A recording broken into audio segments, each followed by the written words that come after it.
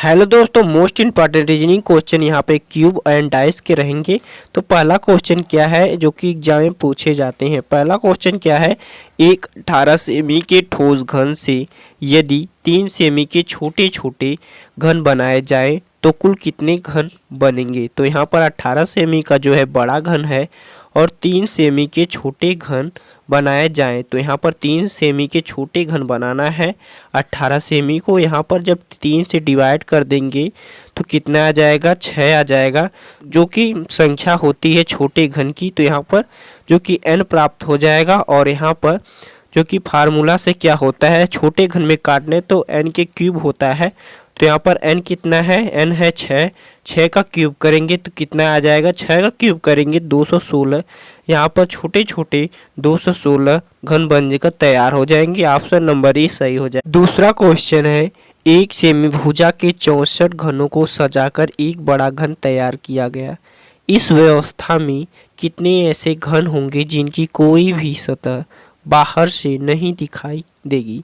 तो यहाँ पर क्या है दोस्तों, देख सकते हैं एक सेमी भुजा की 64 घन को सजाकर बड़ा घन बनाया गया है। तो यहाँ बड़ा घन बनाया गया है तो छोटा घन जो होगा, तो यहाँ पर अगर इसको क्यूब करेंगे तो कितना आ जाएगा, तो यहाँ पर आएगा कितना, यहाँ पर 4 आ जाएगा, जो कि 4 का क्यूब है। 4 का क्यूब करेंगे तो आ जाएगा 64।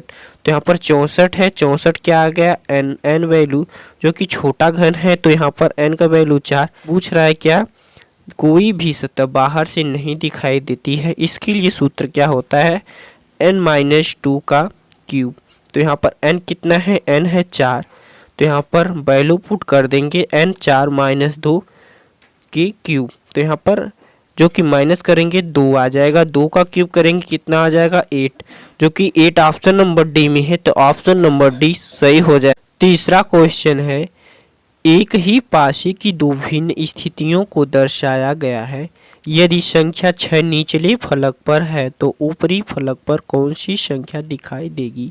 तो यहाँ पर अगर पूछ रहा है नीचे 6 रहेगा तो ऊपर वाली संख्या में कौन सी संख्या दिखाई देगी। तो यहाँ पर देख सकते हैं क्या है, यहाँ पर भी 3 है, यहाँ पर भी 3 है।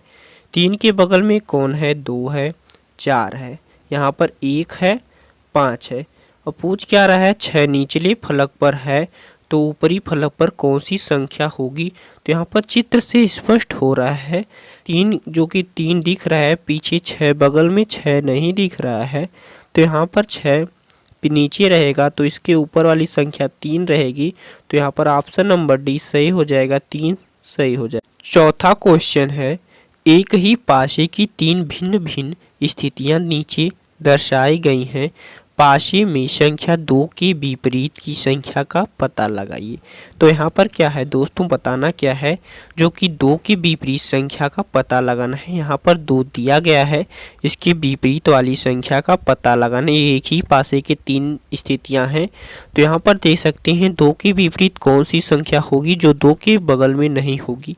तो यहाँ पर देख सकते हैं दूसरी, और यहाँ से 5 जो कि है 5 की बगल वाली संख्या 6 और 1 है, 6 और 1, और यहाँ से 5 के बगल वाली संख्या 4 और 3 है। ये तो विपरीत संख्या नहीं होंगी। तो यहाँ पर अगर 5 रखा जाए तो देख सकते हैं 5 के बगल वाली संख्या 6, 1, 4, 3 नहीं होगी। तो स्पष्ट है कि 5 के बगल वाली संख्या 2, अर्थात देख सकते हैं यहाँ पर अगर 5 होगा तो 2 की विपरीत वाली संख्या 5 होगी। तो यहाँ पर ऑप्शन नंबर ए में है, तो ऑप्शन नंबर ए सही हो जाएगा। इसी के साथ अगले प्रश्न पर चलते हैं। अगला प्रश्न क्या कहता है, निम्न आकृति में कितने घन है। तो यहाँ पर जो आकृति बनी है इसमें कितने घन है। तो यहाँ पर देख सकते हैं पहले में 3, यहाँ से पहले में 3, दूसरे में 3, तीसरे में 3, टोटल कितने हुए 9, जो कि कितना है 1, 2, 3। यहाँ पर 1, 2, 3 है तो यहाँ पर मल्टीप्लाई कर देंगे, कितना आ जाएगा 27, जो कि ऑप्शन नंबर सी में है 27। तो ऑप्शन नंबर सी सही हो जाएगा।